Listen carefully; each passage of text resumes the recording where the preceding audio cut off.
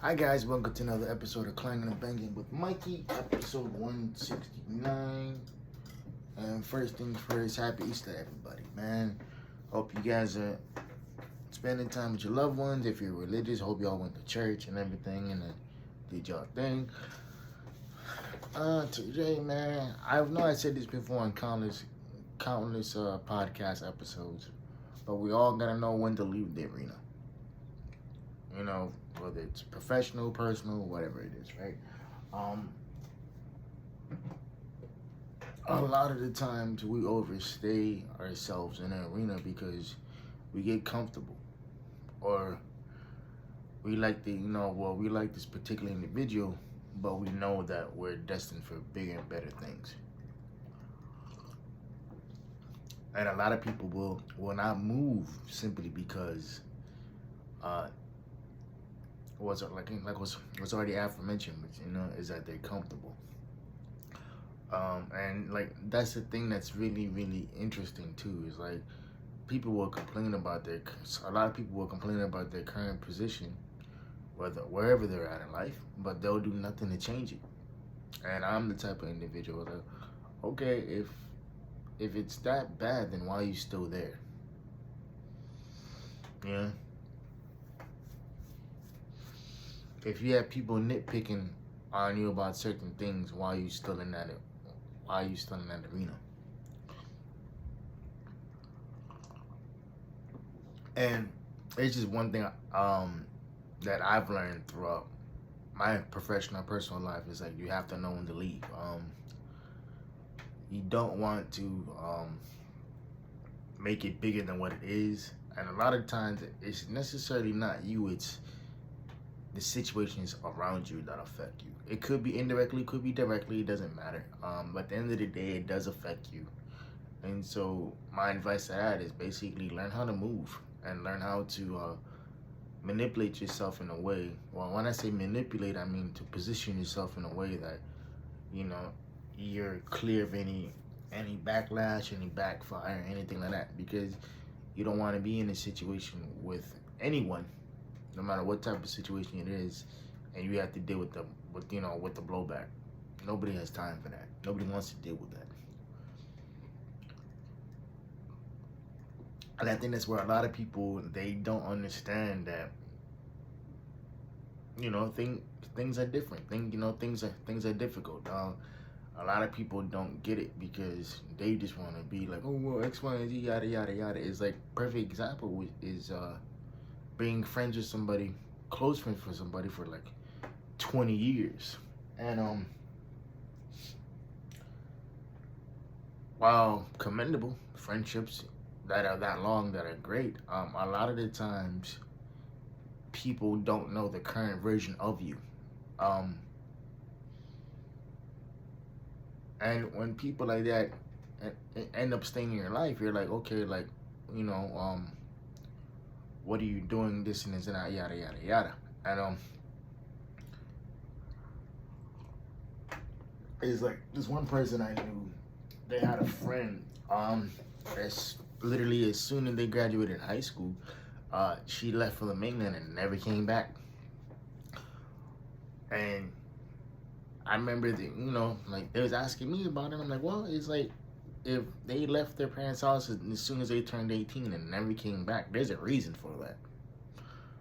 It's like they felt so uncomfortable. They felt so unheard, not seen, not loved to the point where they don't come back at all. And this particular individual, that family member had developed cancer or something like that, right?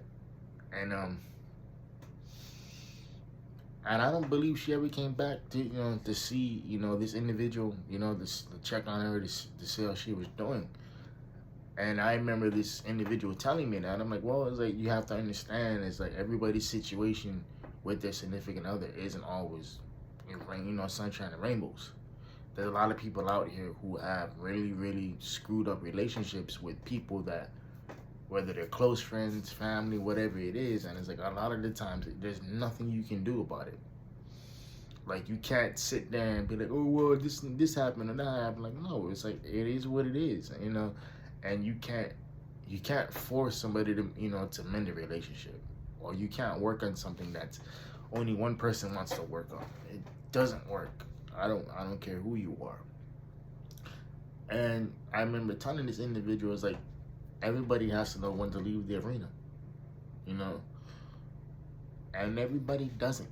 Everybody doesn't leave the arena, and it's the same for job positions and whatnot, right? Um, Everybody knows, um, in order to move up and get to where you want to go, you have to learn how to be uncomfortable. Or how to be comfortable in uncomfortable situations. Not saying that you have to stay in a situation that's toxic or bad for your mental health, because you don't. What I mean by that is you have to be able to grow, and growth doesn't come from your comfort zone. It comes from you stepping outside of it and you understanding, okay, like, this is what I gotta do right now. I'm gonna be uncomfortable for a minute, maybe 6 months or whatever it is, or maybe possibly even longer. But it's gonna be a growth version for me, because I'll be able to grow and be able to understand things a lot better. And a lot of these times it's like, when people mix certain things together, because they want to bring their personal into the professional or whatever it is, it's like that's where lines get blurred. Everybody doesn't know how to communicate effectively. Everybody doesn't want to communicate effectively. And everybody does not take self-accountability for his or her actions. And I think that's a huge, huge issue. Because I'll be the first one to tell you, like, yo, if I fuck up, also 100% on me. I'm not going to sit here and be like, oh, well, X, Y, and Z, yada, yada, yada. Like, no. It's like, if I can handle this situation, or if it's something I know I can fix myself, I 100 be like, yeah, I 100% be like, yeah, that's my bad, you know,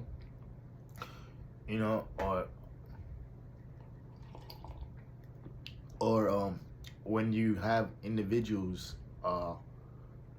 who fail to live up to certain expectations, and it's like, okay, bet. But why are you complaining about it? Because those expectations are what you think about yourself, right? And that just ties back into this whole Easter Sunday thing, because it's like, it's around my family and everything too, and everybody's critical. The most critical people you ever meet besides yourself is most likely your family members. And a lot of people don't understand that everybody runs their own race at their own time. Everybody does their own thing at their own time. It's like, you can't force anybody to be somebody that they're not, and everything out there it's gonna happen in due time. This recently, I posted something to my Facebook page, and I was like, yo, it took me 9 years to get a 4-year degree. It did, it took me X amount of time to release music and do all this stuff, but I did that, And to me, like, the timetable, while it matters, that's not the main objective. The main objective is like me setting a goal for myself, and me, understanding that I have to meet this goal, because it's an expectation that I set on myself. I don't know if you guys listen to Eric Thomas. He's a motivational speaker. One of his very first videos that I ever seen, he was talking about it took me 12 years to get a 4-year degree. He's like, it may take you 4 years to get a 4-year degree, but he's like, at the end of the day, it doesn't tell you, they don't say how long it took you to get it. They just tell you, it just says that, the date you completed it, which is true. But what he was trying to say is that just run your own race at your own time. Like, you're going to get there, you're going to get to where you need to go, and you're going to understand the process behind it. Like, a lot of people don't get it. A lot of people don't understand it, because it's like, they're like, oh, well, it took you, in Eric Thomas' case, it's like, oh, it took him 12 years to get a 4-year degree. But, he's got his PhD. It made it take him, 12 years to get a 4-year degree, but, like, he goes on to explain it. And there's like a lot of people around him are critical because of that. But they didn't understand the fact that, when he even said it himself, he's like when I got to college I could barely read. He's like, I was living out of trash cans. I was homeless. I was scared to take a test because he was a high school dropout. He was scared to take the GED test. And then he was like, you scared to take a test? Why you scared to take a test? So a lot of the times it's like expectations for people is like a lot of people don't know how to handle those expectations, or they're too afraid of failure, And I listen to a lot of I used to listen to a lot of podcasts, to and from work. And one of the other guys I used to listen to was Andy Farrella, and like another great podcast episode, episode guy.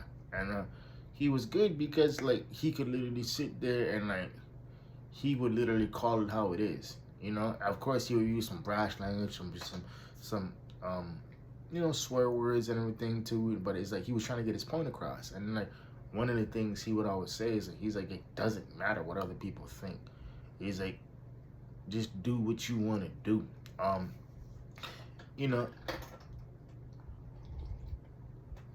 And recently me and my girlfriend was talking about me going back to school and me getting my master's. And she asked me like, oh, so hey babe, she's like, oh, so when you gonna when you gonna start your master's program? Because she has a master's. I said, oh, most likely next year, because it's like it's damn near April, and the cutoff for the final acceptance for the schools I want to attend they're all online, would be in May. I just don't have enough time to get to all the things I need done, plus it costs money too, so let me save up for that. And yeah, but to have somebody sit there and be like, hey, so when you gonna get your master's? Because like like me and her were talking about it, and like a part of being around healthy people is them holding you accountable, like them holding you to the standard that you set for yourself, your expectation that you set for yourself. And a lot of people don't know how to do that. A lot of people will be like, yeah, I want to do X, Y, and Z, yada, yada, yada, boom, boom, boom, boom, boom. I'm okay, then go ahead and do it. It's like, or I've known people who, I kid you not, one of my, one person who I was really, really close to, this individual, they had did everything for this particular job, and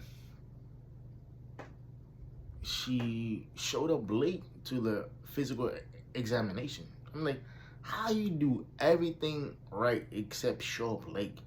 Like, it literally tells you on the form, be here by 7:45. Like it literally tells you that, like on the application, please be here by before 7:45, because the thing starts at 8 o'clock or whatever it is, right? Like, how you late? Plus you figure most of us get up for work at 5, maybe 6. And then the same individual, she did the same process all over again, and then she didn't even show up for the written exam. It was like, you're just wasting your time. And they were like, what? Yeah, you're wasting your time, because it's like you have this opportunity to get a better job, to get more money, and you don't want to do that. But yeah, you want to sit here and complain about your current position or your current situation. No, it doesn't work that way. I don't care who you are. It's like, it's like most people don't do that. They don't sit there and complain. They go off and they get it done. It's like they're not sitting there saying, oh, woe is me, this and this and that. And I'm like, yo, you can't even show up on time. I could understand, like, a couple minutes late here or there, whatever it is, right? I could understand all that. I get all that, but when you willingly don't even try, like that's the part that is like, it's frustrating, because like, it shouldn't be that way, You know, somebody shouldn't be holding your hand to make sure that you get to your goals on time. You know, somebody shouldn't be saying, "Oh yeah, you know, X, Y, and Z." Like,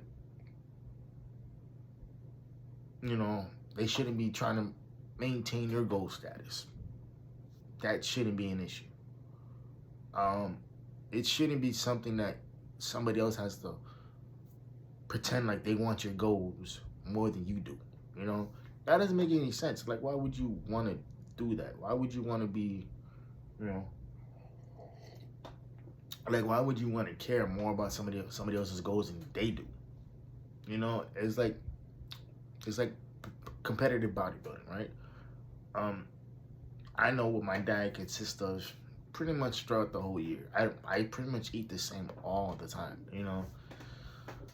And I think it's important that people realize that it's like, yeah, it's like you don't get to anywhere of importance by not keeping yourself accountable.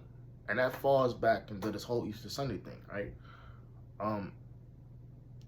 What I mean by that is like hold people around you accountable.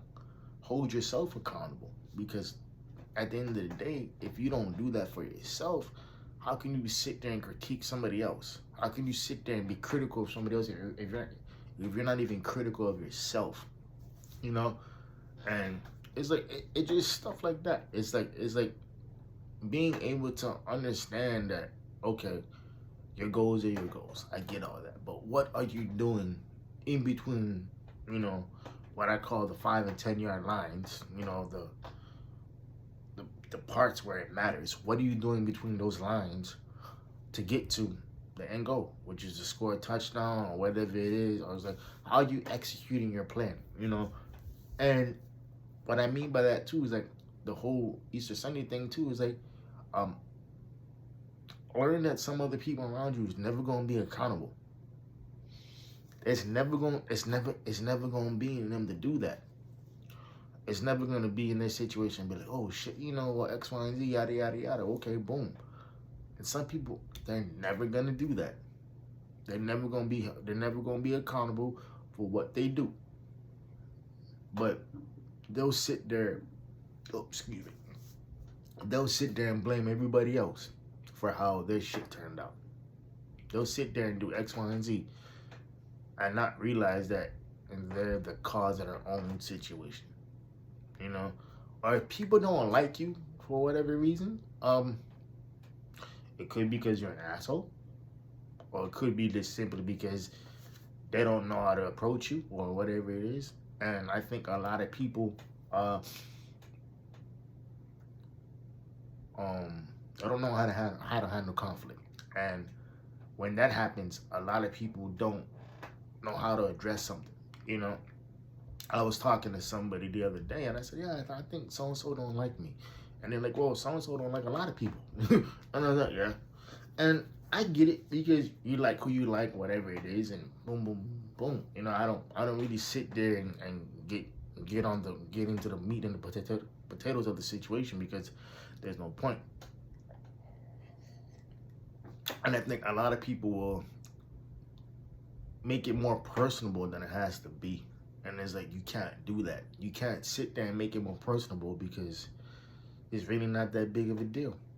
It's not something that you have to be worried about. It's not something that you have to be concerned about because at the end of the day, if somebody doesn't like you and you know you a solid individual, then and you don't know what you did, then it's not on you. It's on them. Because how people treat you is a reflection of how they feel about, of how they feel about themselves. And I think that's important because a lot of people will sit there and try to make something work or try to be friendly with people, and some people just ain't fucking friendly. But yeah. Anyway, guys, it's about 20 minutes of your life that you won't get back. Hope y'all keeping the 4 P's, private play, positive pushing. I'll see y'all next week Sunday. I love y'all, ghosts, and like I always say, know your work because you better know what you are. Peace. By the way, happy Easter. I'm holla.